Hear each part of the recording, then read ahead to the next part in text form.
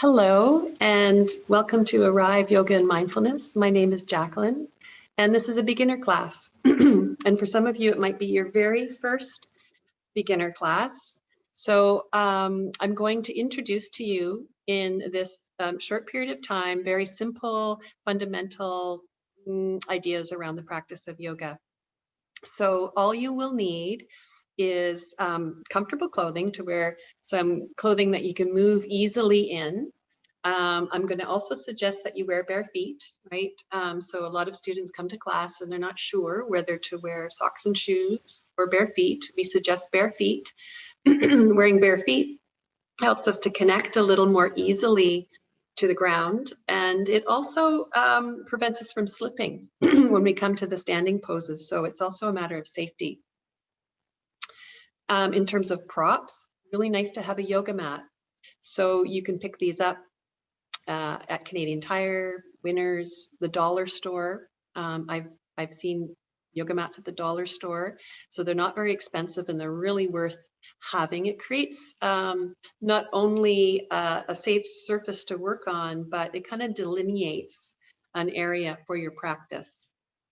So I think the best way to learn yoga, to know about yoga, to know yoga is to experience it, to come into your own body.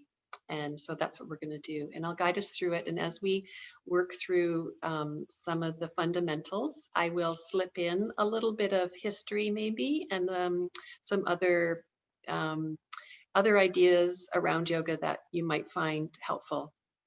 So we're going to start in a comfortable seated position. I didn't say about the blanket, but it's also really nice. This has become my favorite yoga prop, just a simple blanket that you can fold and sit on.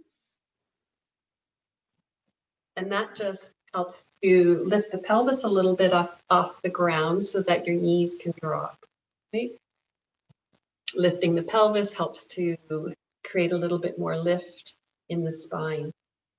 So we come to this seated position, which isn't so easy for many of us. So if crossing your legs isn't going to be possible for you today, or even sitting on the floor, you can sit on a chair.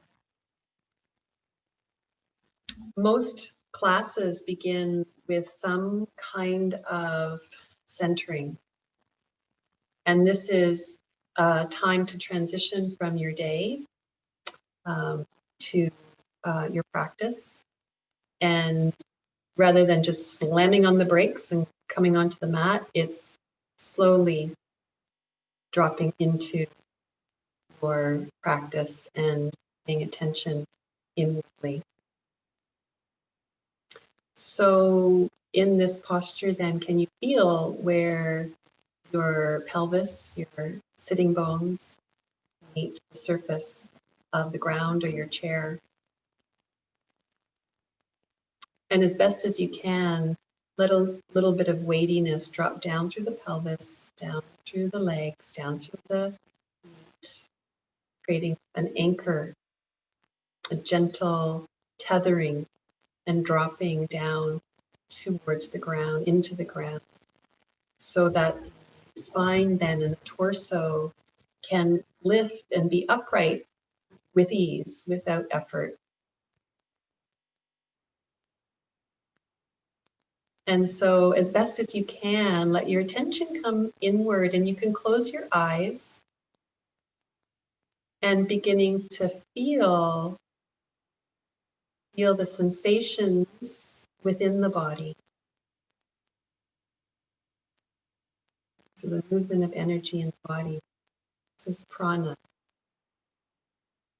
which manifests through breath in the body, the beating of the heart,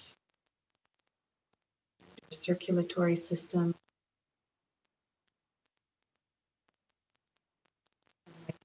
Feel some reverberation of lunch or dinner, digestive system.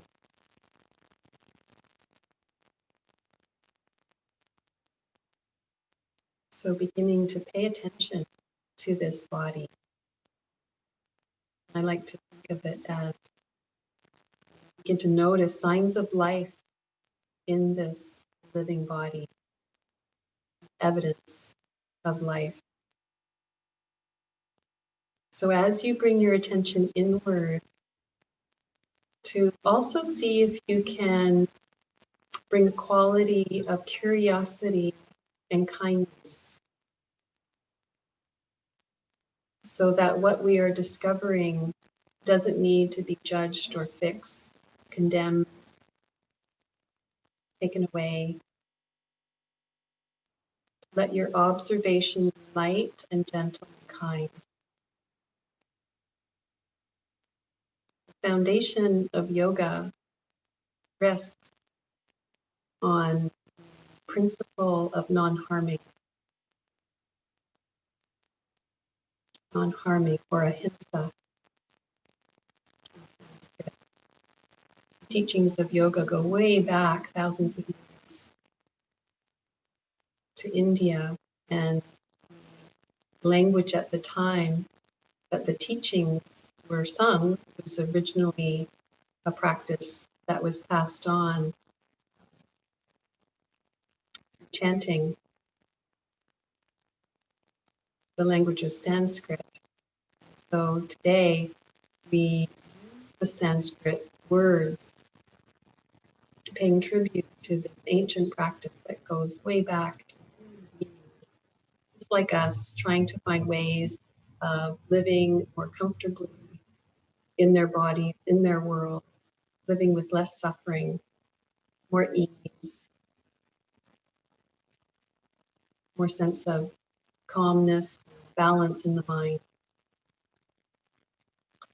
So we're going to now turn our attention specifically to the breath.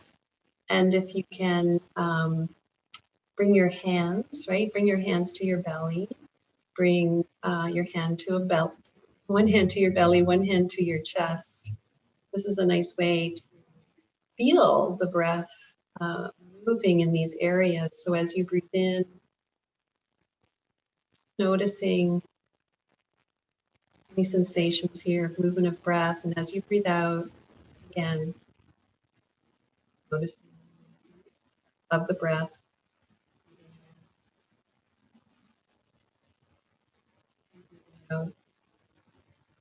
Close your eyes still here. Just really sense and feel the movement of your breath. There's no right or wrong way to do this, right? So just to notice for yourself, your body, in this moment, how the breath moves, how it feels.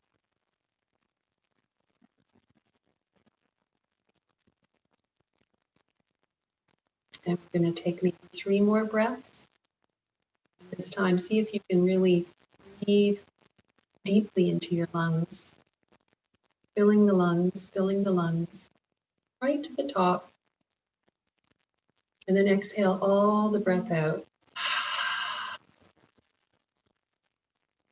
See how I breathe in through my nose, deeply. Exhaling deeply through the mouth, like a sigh.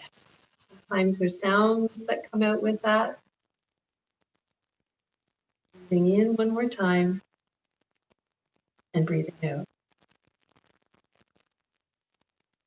Then releasing your hand. So the breath is one of the fundamental pieces to yoga practice. And I will be cueing us to breathe in and out as we move through the stretches and poses. And to breathe through mostly the nose if you can, if that's accessible, breathing in and out through the nose. In some breathing practices, we do invite an out breath or an in breath through the mouth, and that has certain outcomes. It brings just a little bit more force to the breath. By breathing through the nose, we slow the breath down a little bit, and it also it filters the breath, and it becomes more like a nice thin thread that we can really rest the attention on. Okay, so let's start stretching and moving. We're going to start on our back. So you can just move your blanket to one side and stretch out on your face, on your mat. And stretch your legs out straight if that feels comfortable. For some people, this feels uncomfortable for the low back. So it's also fine when you rest on your back to bend your knees and bring your feet to the floor. So if it feels okay to stretch the legs out, go ahead. Let your heels be about hip width apart. And we're just going to pause here in a relaxed position. So the hands could be turned towards the ceiling or turned towards the floor. Arms resting at your sides, legs long. The legs will likely turn out somewhat. For some of us, quite a bit, and for others, just a little. But in a resting position, the legs generally want to turn away from each other. So just let them do that. Go ahead and let the bones of the body and the muscles and the organs begin to soften and rest into the ground. Almost as though you could make an imprint with the back of your body on the ground. And if you could imagine what that imprint would look like, there are places that really touch the ground and they're heavy and there's pressure. And there's other places that are light, hardly touching the ground at all. And then there are places that don't touch the ground. So it's sort of in our mind's eye and in a felt sense, we can get an idea of what the back of the body feels like. From here, we're going to turn the legs into what's called a neutral position. So my feet and my knees are turning towards the ceiling. And I do that by turning my thigh bones towards each other. And then pressing out through the heels and flexing the feet, spreading the toes. So actively reaching, pressing into the heels, flexing the feet. The muscles of the legs may also engage a little bit here. From here, we're going to draw the right knee in and take hold of the back of the right thigh. Okay. So on an exhalation, so breathing out, we're going to hug that right thigh in towards the belly. And on an inhalation, let the right thigh move away. That's it. So very simple. Exhale, and the thigh comes in. And inhale. A few more times. As you do this, the left leg is engaged and pressing through the left heel bone, staying long through that leg, unless, of course, this leg is bent too, right? So low back concerns, right? You can keep this leg bent. And just notice what this feels like. Where are you feeling the stretch? Can you allow the shoulders and the neck and jaw to relax as the thigh draws into the belly?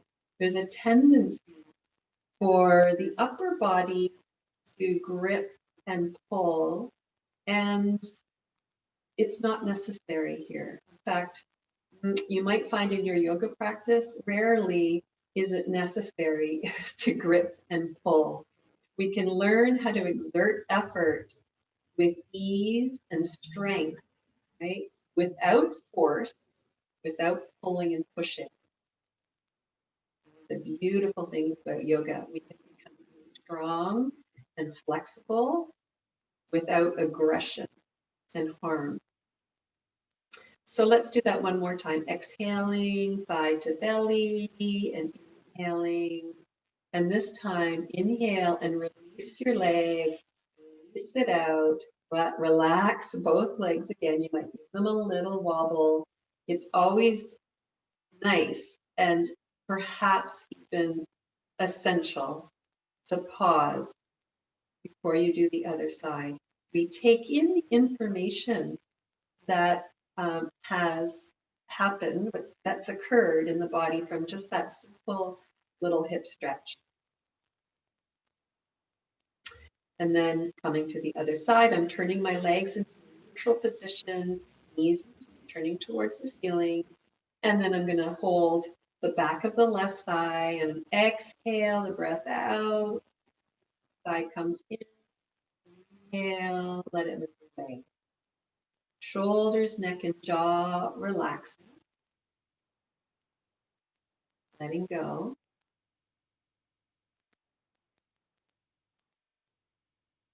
I'm hugging that thigh towards my left abdomen.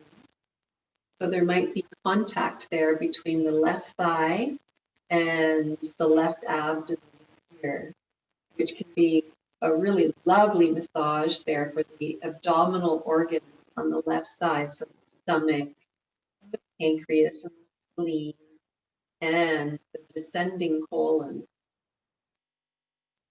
So it's also, this is a wonderful stretch for digestion and for helping to move things along. It's called wind reliever.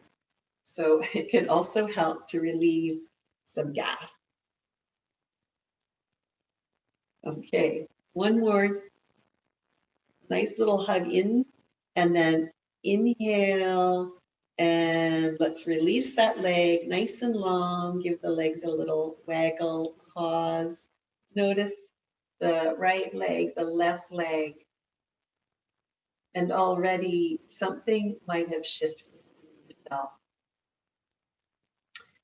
So from here, we're going to bring both knees in, taking hold of either the knees or the shins or the backs of the thighs. So if you're working with some knee concerns and holding the knees tight like this doesn't feel great for your kneecaps, for your knees, but holding the back of the knees is always a nice solution. And we're going to circle the thighs around. Go in one direction, circling. Let the head stay heavy and the shoulders relaxed. And as you circle the legs, you'll notice how this brings some movement into the pelvis as you roll around there on the back of the pelvis. So bring some attention there. Learn here about that landscape there at the back of the bony pelvis, the base of the spine. And we'll be talking more in classes to come about the sacrum, which is the big triangular bone at the base of the spine. For now, just having a sense of what that feels like. There's bony parts, there's fleshy parts there, the buttocks muscles, the hips. Yeah. So did you change direction? If not, go ahead, change direction and circling around. I also like to go a little side to side here. This is called little boat pose. And it sort of feels like a little boat in that we are letting our weight drop down and be held by the earth or the pond or ocean. So there's an invitation here to let go, to surrender. Very good. Let's go from here. We're going to roll onto our side. And then without using your neck and head to come up, use your hands to press into the floor to come all the way up to the end.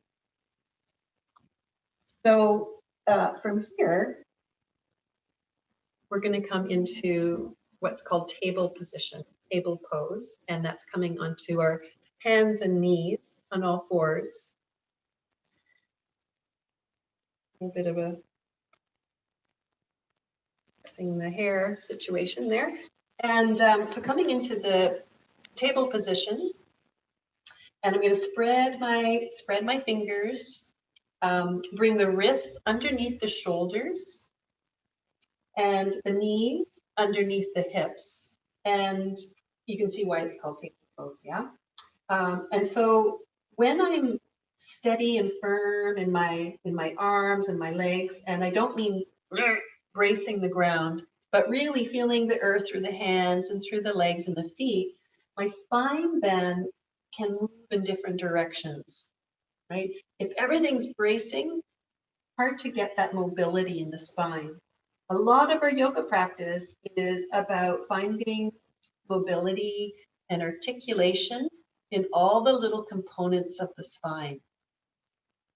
So we're going to move the spine in different directions here. The first place we're going to find is neutral. So as best as you can, and I know it's hard to know what your spine is doing when you can't see it. As best as you can, let the crown of your head, the top of the head, reach beyond, reach forward, and the end of the spine, so the tailbone being the end of the spine, stretch the other direction. So this is elongation of the spine, neutral position, long, long spine. And don't worry, it's like, how do I do that? How do I reach my head forward and my tail back? No, it's tricky. For now, just imagine it's like a long elastic band, and one end is stretching forward and the other end is stretching back. Now connect with your breath again, and on an exhalation, we're going to round our back. And we do this by turning the pelvis under and turning the tailbone down towards the floor.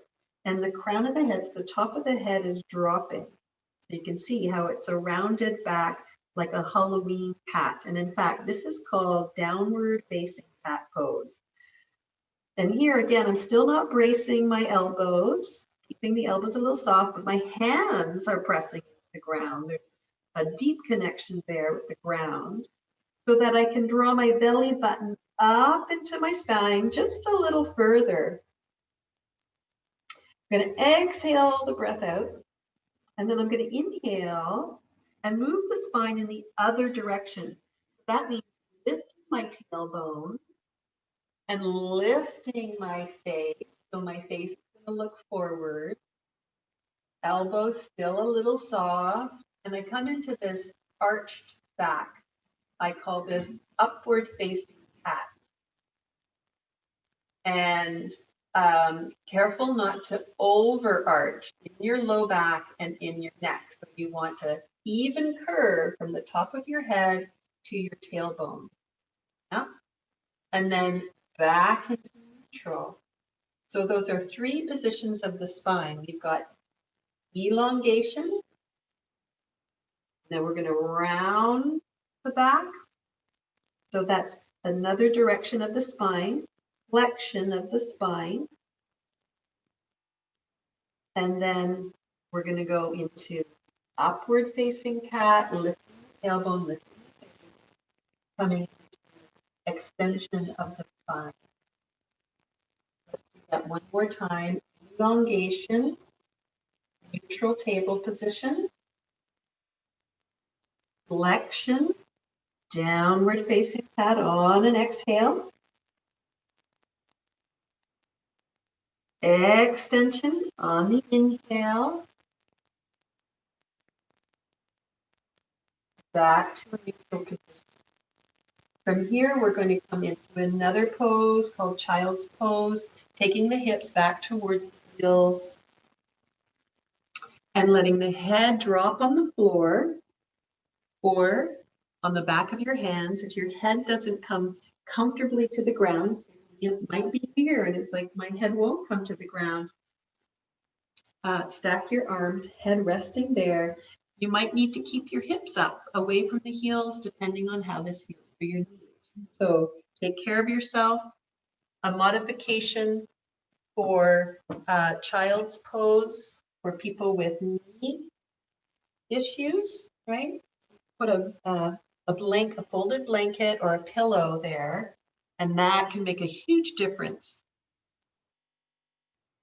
in the compression in your knees. So, let's just take a few moments here, resting again, resting the head now, forehead to the floor or in the back of your arms. Relax your jaw, relax your eyes, your face, your throat. Letting the body surrender here once again. And taking some nice, natural, deep breaths.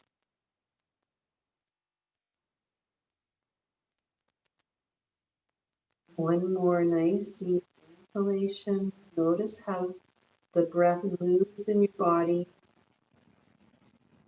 Exhale the breath out. Beautiful.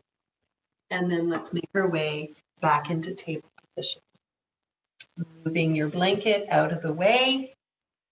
We're going to come up onto our feet, but we're going to pass through a pose called Vajrasana, and it's a big stretch for the feet. So get ready. We're going to tuck the toes under. We're going to send the hips back towards the knees again. And as you walk your hands back towards the knees, you'll find that there's more pressure coming down into the toes. So for some of us, this is a little bit too painful. So you need to stay forward.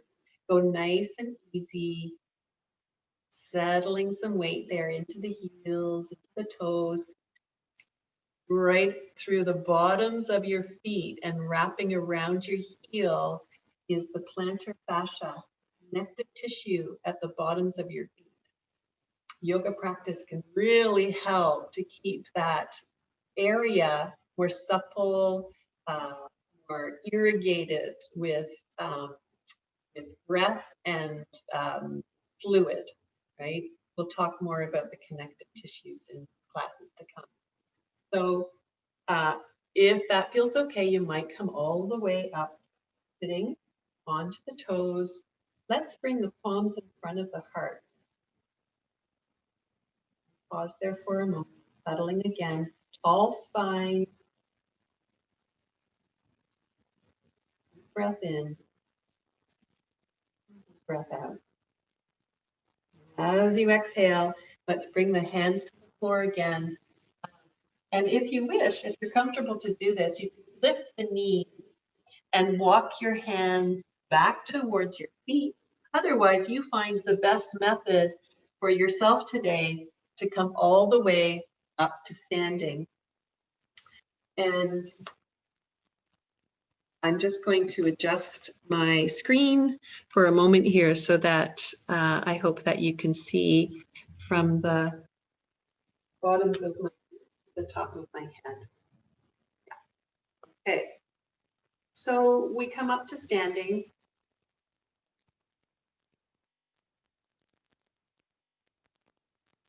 Coming into what I think is my favorite posture, and mountain pose. Why is it my favorite? I think it's a pose that we can do anytime. It doesn't have to be during our yoga practice. We can do this throughout the day. It helps us to connect.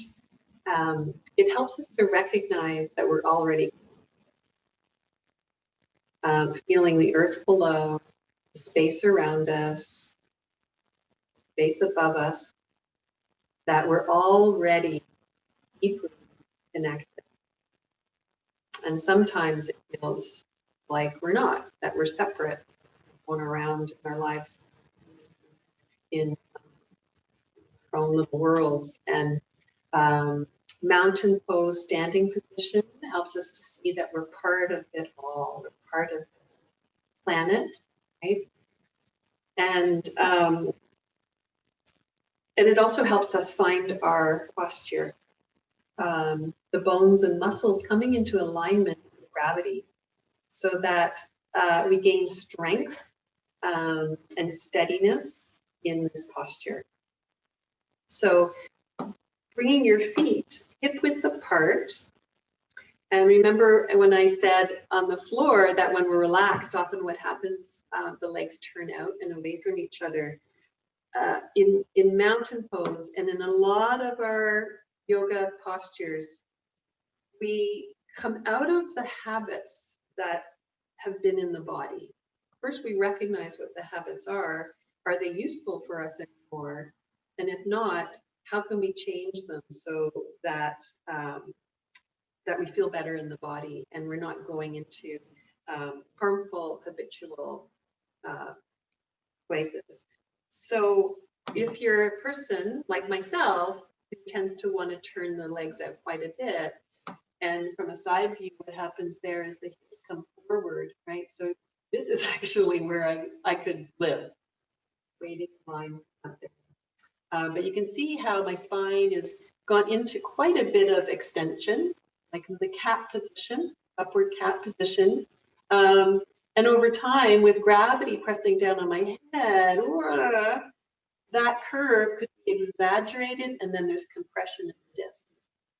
So instead, I'm going to come out of that habit. I'm going to bring my feet parallel so that my knees are looking forward over my feet. It means I turn my thighs in just a little bit. Yeah.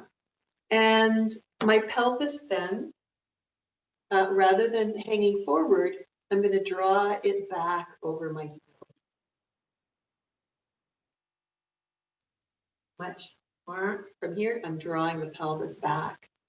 And then there's this energetic quality of reaching into the ground through the soles of the feet. The feet become like the roots of a tree, reaching down, down, down. And like a tree, right, the roots reach down and they draw up nourishment. So as much as we are getting grounded through the legs and through the feet, there's this upward energetic lift of the spine up through the top of the head. And what I also like to do here in mountain pose is the hands are full of prana, full of life energy.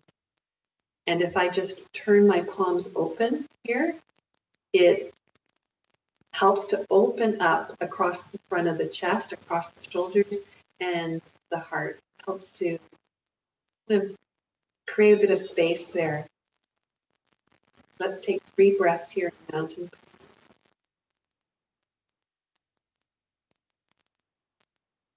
Close your eyes. Feel that connection through the legs and through the feet to the ground. Feel the connection upwards through the spine. Feel the connection to the palms of the hands, the space around you. And then we're going to bring the palms back in front of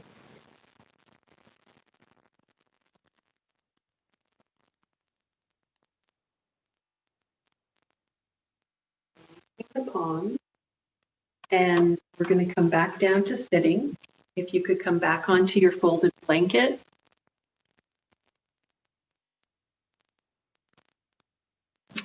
And excuse me while I adjust the screen again.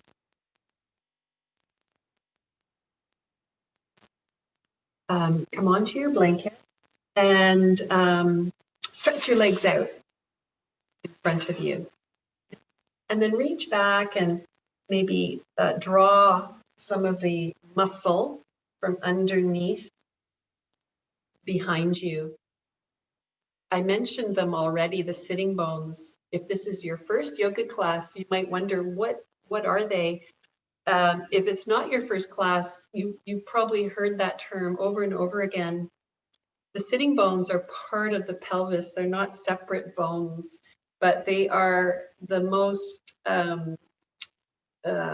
tangible part of the pelvis when we're sitting. We can feel these two sort of sharp parts of the bottom of the pelvis meeting the surface, and they're really wonderful landmarks, so that when we come to sit, to see if your sitting bones can really root down. And the sitting bones are like the heels in some ways. And when we're sitting, we're growing roots down through the sitting bones. When we're standing, we're growing roots down through the heels of the feet. The sitting bones are like the heels of the pelvis. So to let some weight drop down through the heels of the pelvis, the sitting bones, and stretch your leg. Your legs are stretched out forward, but what happens sometimes when we straighten the legs in this posture, the spine collapses. So let's bend the knees a little bit, and then tip the pelvis forward a bit so that you're more at the front of the sitting bones than at the back. More at the front of the sitting bones than at the back. So tipping the pelvis forward and then reaching the spine up. Yeah, so like mountain pose, this helps us find our alignment with gravity and the earth, the space above and around us, the hands lightly resting on either side of your pelvis, shoulders relaxed, resting away from the ears. This is called Dandasana, the sitting staff pose. So from here, we're again going to draw, like in wind reliever, we're going to draw the knee in towards us. And you can use your hands here to help encourage the heel to come just a little closer to the sitting bone, as close as it can get without rounding your back. So it might be out here. Okay? For some of you, you might be able to tuck it in a little more. Okay, and then we're going to take the right arm and reach it up towards the ceiling. If that's not comfortable for your shoulder, we can take the arm out to the side instead. But I'd like you to find a length through the side body, keeping that right sitting bone anchored as the right arm goes up, so that you're gaining some length and stretch there through the right side. And then we're going to lower the arm, but keep the length through the right side as you wrap that arm around your knee. We're then going to turn the belly, the rib cage, and the chest to the left and bring the left hand on the floor behind us. My left leg is still active and in neutral, like we started with, pressing out through the heel, the foot is flexed, the toes are spread. And I'm going to turn my head and have a look over my left shoulder. Coming into this seated twist. Have a look over the left shoulder without strain, without pushing, without pulling. Take another deep breath in here. Notice how it feels to breathe deeply in a twist. And then exhale all the breath out as you release and come forward. And then stretching the right leg forward. And give your legs a little waggle. So twists are really wonderful any time of year, but especially now in the winter and after the holidays, where we can get quite dry, and we're also maybe a little more full from all the food and celebrations over the holidays. So we're full and we're dry and harder to move. I call it the gluggies. You get the gluggies. So twists help to rejuvenate the organs, gives them a little bit of a squeeze, a little bit of a hug, and you hold that position, you breathe into the twist, and then you release, and it's like, oh, the energy, the breath, the fluid, the blood irrigates all the organs and the connective tissue and the muscles. So beautiful, beautiful practice for the winter time. We're going to draw the left knee in, get grounded through the sitting bones, activate that right leg, spreading the toes. We become more acquainted with the soles of our feet in our practice.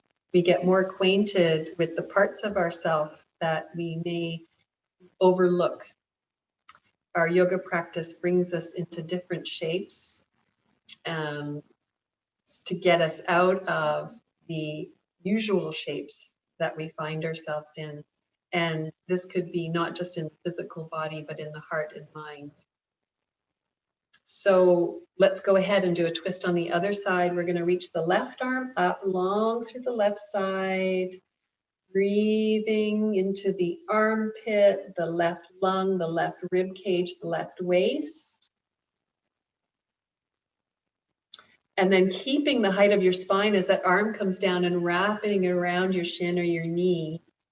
And then bringing your right hand behind you. And then very carefully, we begin to turn to the right.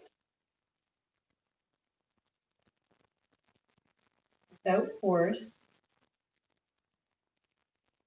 And I've heard it said that maybe we should be calling twists turns instead, right? It's a habit in our, maybe in our yoga world to call this posture a twist.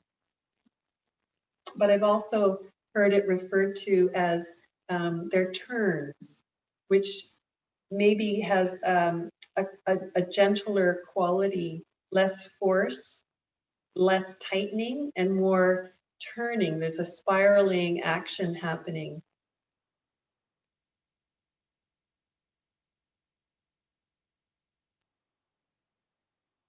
Breathing in, breathing out. Coming forward. From here, let's bring that right knee back in. And we're going to take the knees apart and bring the soles of the feet together. Taking hold of your feet. You can, right? You might want to take hold of your knees instead, or if holding your feet and your knees brings you into flexion, too much flexion in your spine, where you're collapsing the front of the body, bring your hands behind you instead and lifting the heart and chest up, lengthening the spine. This is called Baddha Konasana, the bound angle pose. It's got a bunch of names. It's also called the butterfly cobbler's pose. So let's take 3 breaths here. And as you breathe in, just notice how the body fills with breath, what areas expand. And as you breathe out, let the thighs rest deeper towards the ground, crown of the head reaching up, in, and breathing out. Deep breath in, and deep breath out.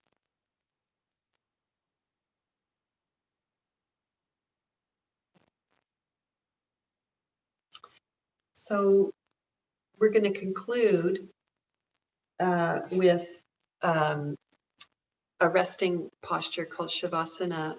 Most, I would say, all yoga classes end in some fashion with resting place so that the body can integrate the work that you've done.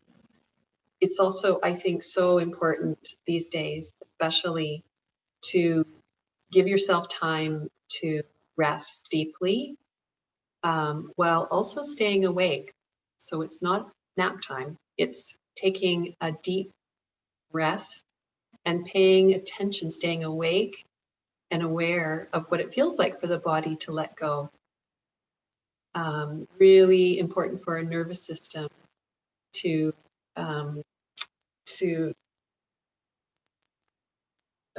what's the word? I'm losing my language today. It's like dial down, to dial down the system. We're up here all the time. And right now there's a lot of stress in the world. This pandemic time and uncertainty. We're in the second lockdown. When you watch this video, things will have changed.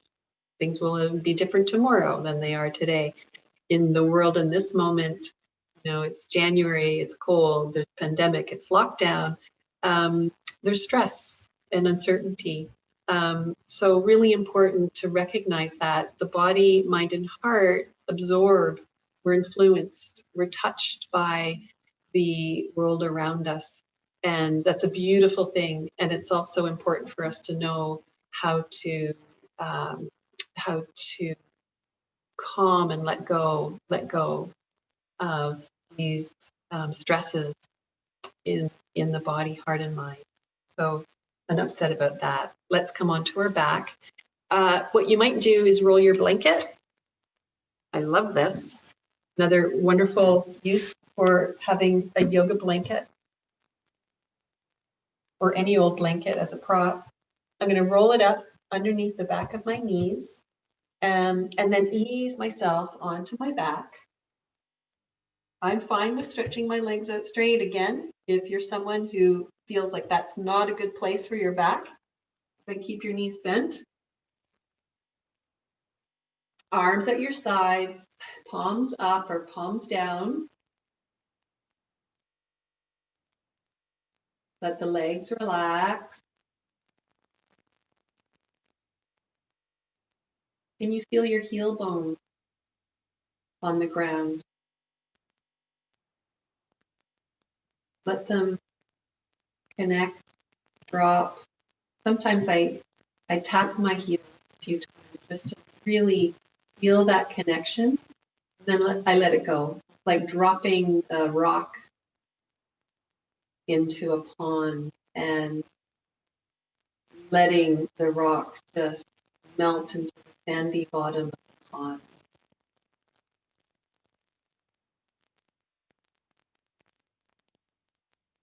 That could be true of all the heavier parts of our self. Thigh bones, pelvis, the shoulders, the head. Surrender and trust. Letting go. Trusting the earth catch up.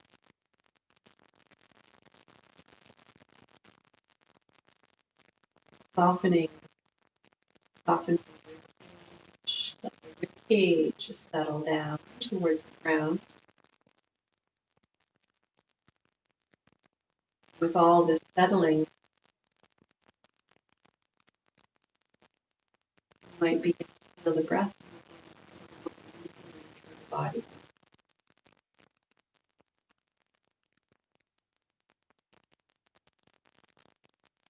Expansion, lift breath, belly, dropping, letting go.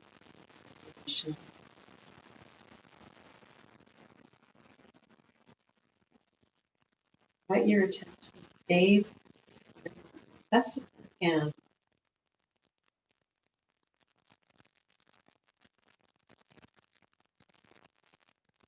For another minute.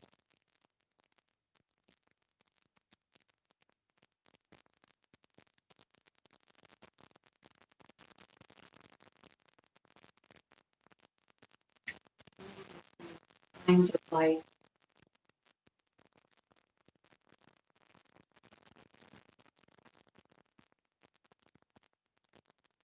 Evidence manifested through the body.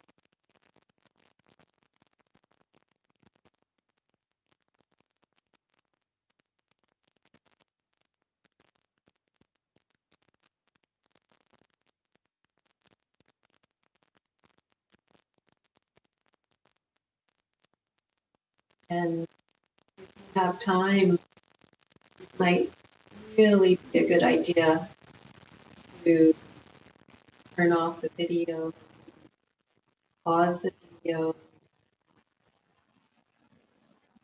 back to the resting place.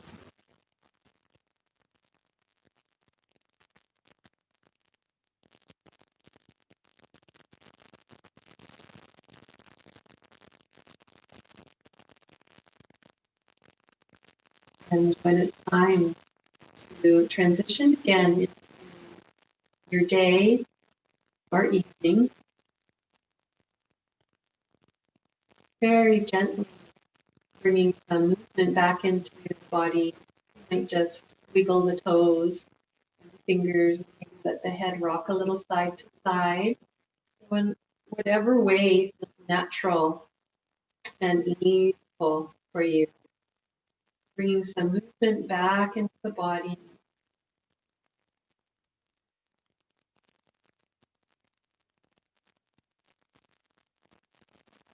And just noticing how the body feels, having done practice today. We're going to come up to sitting to finish. So when you're ready, roll onto your side again. And then without putting any strain in your neck and shoulders, use your hands to press yourself back up. You can sit on your folded blanket again if you wish. Just to conclude our practice today, wanted to go over simply some of the things that we covered. We started with centering, transitioning from the time before our practice into practice, and bringing some focus into the body, into the sensations of the body and the breath. And then we came onto our back and we did wind reliever pose, drawing one thigh at a time in towards the chest. Wind reliever pose helps to aid in digestion, and it also helps to stretch the hips. You felt that. Draw your thigh in, how it's a nice little stretch for the back of the hip.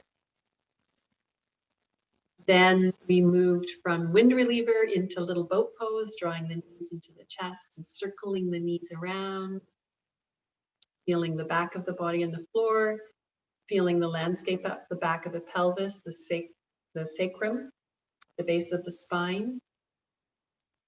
And then we came up and around to table position, hands right under the shoulders, knees under the hips, and then we moved through 3 different movements of the spine: elongation, lengthening the spine one direction, the other direction at the same time. We came into a rounded cat back, downward facing cat or flexion of the spine. We came into upward facing cat, arching the back, coming into extension of the spine. And then from there, we went into child's pose, sliding the hips back. We also did Vajrasana, sitting on the toes and resting the hips back, big stretch for the bottoms of the feet. And then we came to standing. Do you remember what we did when we came to standing? Mountain pose, Tadasana, finding the center, our center of gravity through the legs and upward movement of the spine, palms open, heart open. And from mountain pose, we then came back down to sitting. And we did Dandasana, the sitting staff pose, like mountain pose, but in a seated position. And then we did a twist. So another movement of the spine is rotation or turning the spine. So we covered a lot. Oh, we also did Baddha Konasana, which is a really nice place to help open up the groins, to open up the hips. And then from there, we did Shavasana, relaxation. So in this short period of time, we covered a lot. I hope that was helpful. We will be putting out more beginner classes, so stay tuned. I hope that this benefited each of us and in some way benefits others as we become more in tune with our own body, mind, and heart. We begin to become more in tune with the environment, with other beings, with each other. So thank you so much, everybody, for showing up today. May we be well. May we be peaceful and at ease. Thank you.